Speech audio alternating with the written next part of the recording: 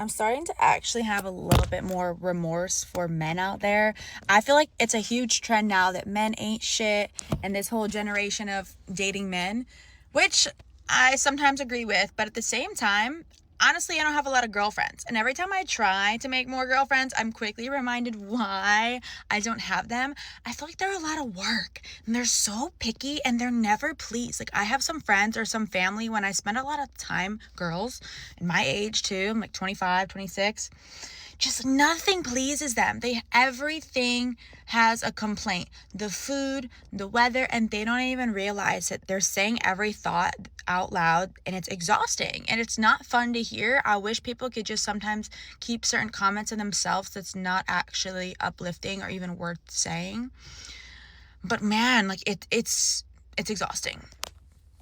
Men save money when we're single, and women save money when they're in a relationship. And by saving money, I mean they save money on bills and life responsibilities, but they spend more money on themselves. Most women who hate me, even the most beautiful women, I get women on a day-to-day basis who are fucking way more gorgeous than I am, way hotter, fatter ass, whatever.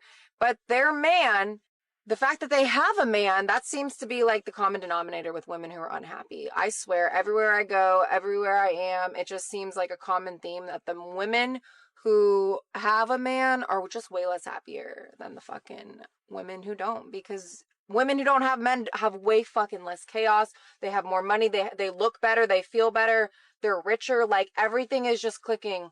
Be manless. Try it out. Decenter these fucks. And your life will literally, everything will just start to glow. Why do you think all these women hate you? Because they fucking hate their lives with men. I really swear by this. The confusion is almost charming in its honesty. She assumed a man living alone in this economy would be drowning the same way she is, and instead he's got savings, a paid-off car, and a grocery bill that fits in one bag. Turns out the economy isn't actually the variable. The number of people it's supporting is. 2 months into my second job at FedEx and I already got written up. I have called in 3 times this month so far, and we can only call in twice. The last time I called in was yesterday, actually, on Tuesday. I, for some reason, did not wake up on time, and I have quite a drive to get to my jobs. I knew I wasn't going to make it on time, so instead of coming in late, I decided to be absent. That is something that I'm not going to do ever again, because I'm trying to keep this job for as long as I can to pay off my debt faster this year. This was definitely a wake-up call, and one that I needed, because I felt myself slacking a little bit, to be honest. But that's not going to happen again, so we continue on this journey. I think I figured out why I've been feeling burnt out lately. I've been working 2 jobs to pay off my $30,000 credit card debt. I ended up getting a $15,000 personal loan to cover the last $15,000 of my credit card debt, and now I'm working on paying that off by the end of the year. It's about to be 6 months since I started working at my second job, FedEx, and I work really early morning shifts. I think at some point along the way, I realized that my body was starting to adjust to the early mornings, and no matter how late I went to sleep, I still was able to wake up on time and show up on time to work. When I realized that I could function with little to no sleep, I thought that I could get away with sleeping late and not prioritizing my rest. So although I do feel burnt out right now, I think I know what I need to do to fix this. I don't want to have this feeling lead me into making a decision that I might regret later on. This second job at FedEx has been such a financial blessing to me, not only financially. I feel so good physically and mentally after showing up to work for a shift at FedEx because of the workout that I get in. I'm basically getting paid to work out. Who wouldn't like a job like that? In order to get myself out of this, I'm going to start doing what I did since the beginning. I'm going to prioritize my sleep. I'm going to take care of myself along the way. I'm not going to be doing too much. There were a few weeks where I would go all in, work every single shift at FedEx, and work all week at my main job. So I was putting in almost 80-hour weeks. I don't want to do that to myself anymore. I'm going to do what it takes to get myself back on track, because I cannot let this steer me away from reaching my goals. I still plan to pay this loan off by the end of the year. The current balance on it is $13,866. I know that I can make it happen. I've been posting updates along the way, so follow along to watch me do it. I'm going to tell you the worst thing about working 3 jobs, because I work 80 hours a week and I work 3 jobs. And I don't think it's what people would expect me to say. And this is obviously my own personal opinion on this and my own personal journey. Everybody's different, so I know this is not the case for everyone. I'm actually someone who is used to being overworked, who's used to having my plate overfilled. I feel like I function better and I manage my time better when I am busier. And then when I don't have enough things is when I actually feel drained. I'm just nervous that after I feel like I'm at a place where I don't need to work 3 jobs anymore, my debt's a little bit more manageable, and that I feel I have paid off towards it or been able to refinance, I'm worried that I'm actually going to be bored, that I'm actually going to feel less fulfilled and not sure what to do with my time if I'm not overly busy. That's actually my biggest fear now with working 3 jobs. Not that it's overexerting myself. I'm genuinely nervous that I'm going to feel unfulfilled. 3 jobs and still underwater is a specific kind of exhausting, and none of it is fictional. But the household budget she's comparing herself against was never designed for one income supporting one lifestyle. It was designed for 2 incomes, and she's running the math with only half the equation showing up. Here's what I spent in the month of June as a 36-year-old single guy. As almost always, my highest expense is my mortgage at $2,286. I'm always torn if I should include this one, but I contributed $1,500 into my brokerage account, so it's still mine, but it's out of my savings account. I spent $508 on restaurants and bars and $479 on wellness, $445 on groceries, $432 on subscriptions, $256 on household items and miscellaneous, $165 on transportation, so that's Ubers, Lyft, MBTA, and parking, $153 for gas, and $100 for a hotel deposit for my friend's wedding. Grand total in June, $6,324, much better than the last couple months. When you live alone, you can afford to live simple life. And simple life is peaceful. There's nobody who's living with you who's ungrateful. Nobody who's draining you from your time and your resources. Nobody who can take half of your shit if things don't work out. It's just peace. And that is unbelievably awesome. One name on the lease, one grocery list that doesn't need negotiating, no second opinion required before a purchase gets made. The peace isn't about having more money. Most of these men don't. It's about every dollar earned only needing to answer to one person, and that person happens to be extremely reasonable with himself. Dating someone financially irresponsible is exhausting. I'm not talking about, buying an iced coffee irresponsible with your money, which I don't think buying a coffee is irresponsible. But just for an example. So when I was dating my ex-man-child, he loved playing Xbox, and he really wanted to change his Xbox username, because apparently you had to pay for that back then. I don't know if that's still a thing. But he didn't have the money to switch it over. I think it was like $20 or something like that, which is actually, I think it was only like $10. But instead of just waiting until he got paid to change his username, he really wanted to change his username. So he calls up his aunt to ask to borrow money from his aunt. Mind you, his aunt lives like an hour away. So he drives his car, uses gas to go drive an hour to get money from her, to borrow from her to change his Xbox username. That's the type of financial irresponsible person I cannot fuck with. And I continue to give him so much shit about that. I was like, why would you borrow money from somebody to do something so stupid?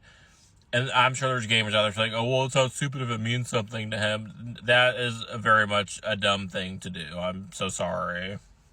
I came across a bit of a man-hatery video on here the other day where this girl, Kirsty Stewart, was making the argument that women, when we live alone, are actually in a better financial position than when we go 50-50 and live with our boyfriends, because although we may be splitting our rent in half, we're spending way more on like groceries and bills because these men, they eat more than us, they use more electricity for their gaming and whatever. Obviously, this is a huge and varied thing, but she kept saying the statistics are already there. And as somewhat of a statistician myself and a firm believer in the scientific method, I do not let myself get outraged by random videos that I see on the internet until I've gone and looked at the actual statistics for myself.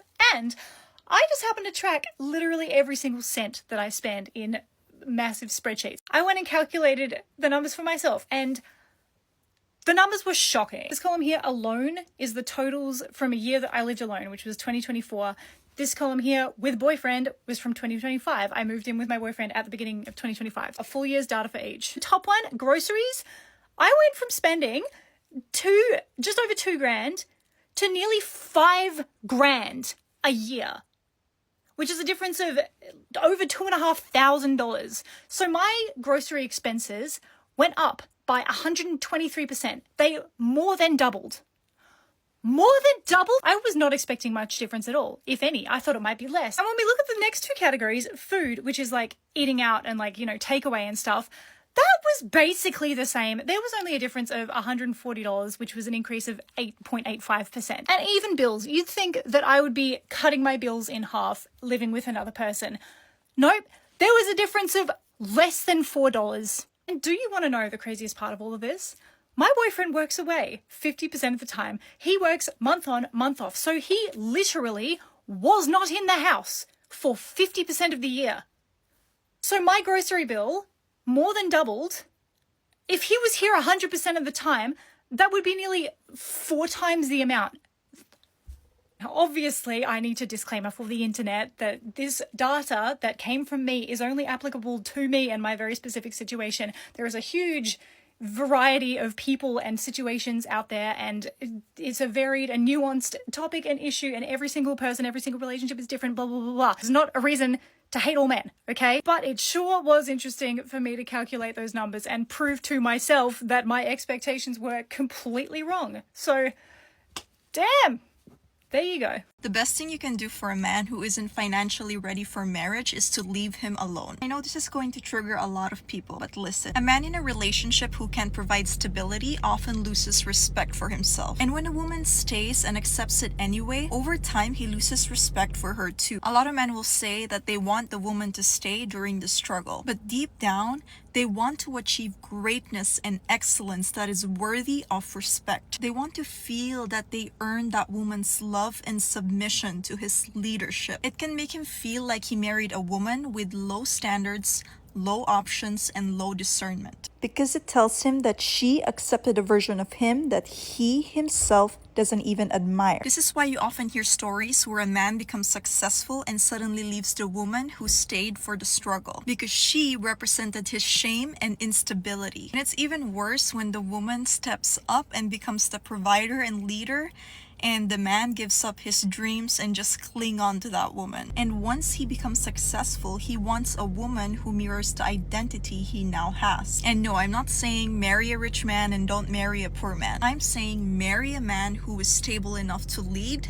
and provide. Because an intelligent man will always want to create security before bringing in a woman into his life and before creating a family with that woman. For more feminine intelligence, like and follow. Divorce alone accounts for one of the largest wealth transfers a man will ever experience in his lifetime. And that's before accounting for years of dual spending that quietly drained accounts nobody was watching closely enough. Men aren't beating the economy. They're just no longer funding 2 lifestyles on 1 income and calling it normal. Are we in an epidemic of indecisive and confused men? Because why have myself and my friends experienced these guys who are like confused and like don't know what they want? Like, how are y'all gonna reach out to us and then be like, oh, I actually don't have time to date, I actually don't have time for a relationship? I just don't get that. Are y'all going back and forth in your head with what you can handle, what you can juggle, what you want? Like, please don't come bothering quality girls before you get your mind straight of what you want. Well, those don't sound like confused men. Those sound like men that prioritize their careers and goals over women. You know, things that add value to their life. And isn't that also what women do? So why can't men prioritize their careers and goals and things that are important to them when women do the same thing? Because like myself and my friends are confident in ourselves, know what we want, know what we are looking for in a relationship. So like, please leave us alone if you're not gonna like fully bring yourself to the table. You and your friends are quality women. Well, if you're going to say that you're a quality woman, then it would probably be a good idea to list what those qualities are. But I do wonder what her expectations are. Why are the most loyal and boyfriend material guys single? This is what I constantly hear from other girls, and I have the answer. I think it all stems that women are programmed to see the ideal man as weak, beta, or sus. And that is why they always fall for the guy that cold approaches them and uses some cheesy, corny pickup line. I'm not going to say she's completely wrong, because to some degree she is right. But this goes so much deeper than that. So a lot of good, solid people who are single, who have the ability and the tools to actually have relationships and to grow and maintain these things, are single because majority of people are not working through their trauma. They are not actually healing their inner child.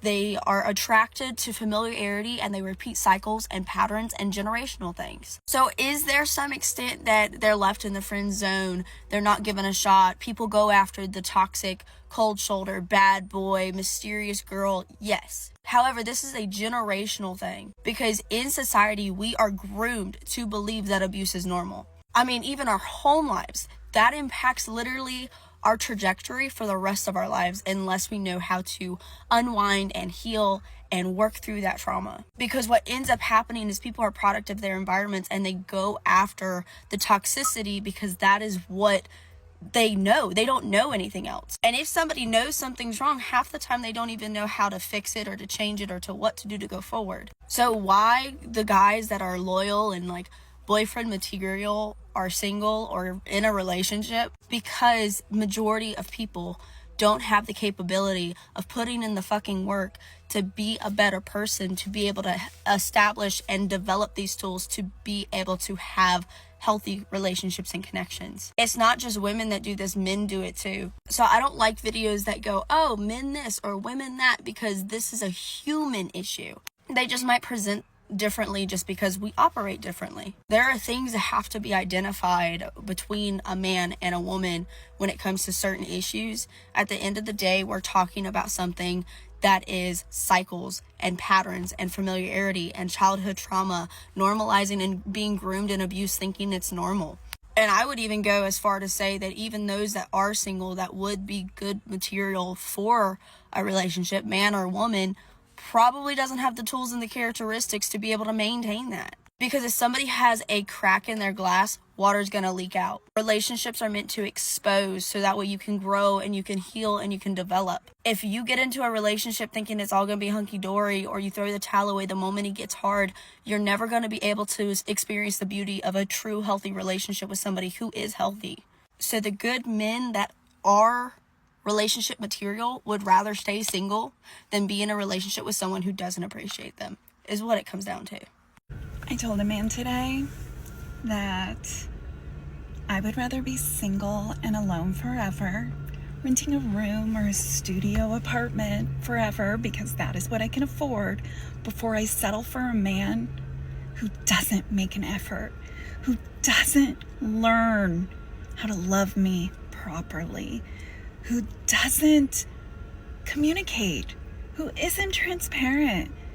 If you don't enhance my life or make it easier, it's a no. The loneliness epidemic is real, but loneliness and desperation aren't the same condition. And a lot of men figured out you can solve the first one with friendships, hobbies, and purpose without reopening the specific relationship account that kept losing money every quarter it stayed open. If you're trying to deal with a provider, always remember that men are never going to give you a fucking dime of their money without making you work for it. I'd rather make $50K and my wife make $50K before I go and make $250 by myself and be the only income. Both bring in $110,000, $120,000 together. That's good money, especially with no kids. We have no big overhead. That's great. You go on vacations whenever you want to. All you got to do is just go work your shift, split everything, and y'all good. It's not really splitting. You're all locked in together, to be honest. Versus a man that makes $250K, has to take care of the kids, has to take care of his wife because she doesn't work. That money is long gone. And he's carrying most of the stress. His work-life balance is upside down because he has to bring in all of that income from all of those people for all of those mouths to feed. So that money gets stretched. So yes, 50-50 is better than single income. So his logic is 50K together is better than 250K alone. But if I make the 250K, the woman's gonna have to pop out a fucking ton of babies. But if each of us are making 50K, which isn't shit, by the way, you're pretty much going to have to be suffering with making such a low income between two people. So both sides of the coin is just you wanting to see a woman suffer. That's really what this is all about. Like, there is nothing in the equation where I make 250K and take care of my family and make things comfortable for the woman that I'm with. No, it's even if I make the 250K, I have to see you pour your blood, sweat, and tears to even earn a penny of the money that I'm making. Men are stingy, okay? This whole, oh, they're providers. No, the fuck they're not. Men are very, very stingy. Most of them don't want to give you a fucking penny that they found on the goddamn sidewalk, okay? Most of them don't even want to give you the lint that they found in their fucking pocket. Men are very, very stingy. And in order for most of them to even want to feel like they should give you something, they want to see you have your soul sucked dry and clean out of you for them to finally feel as though you deserve something, which is not going to even be a fraction. They're not going to give you a fraction of what it is that you've actually put into the situation. That's the reason why the $250K comes with the cost of additional children. So now the $250 can't stretch further because we're not talking about $250K for a nice home, vacations, nannies, massage therapists, spa days. No, he said $250K and you're going to be a mother popping out children, making everything harder for you because those are going to be your children at the end of the day. And then once again, he's only talking about 50-50 in regards to money. What about 50-50 in regards to the cooking, cleaning, the emotional labor, the laundry? What about the 50-50 when it comes to that? They only want to keep it at finances, which is why I say, any man giving you this 50-50 shit, say yes, we can do 50-50 with the finances. Don't sleep with him. Don't cook. Don't clean. Don't give him any emotional time. You only said 50-50 with the finances. So, there you go. We're roommates.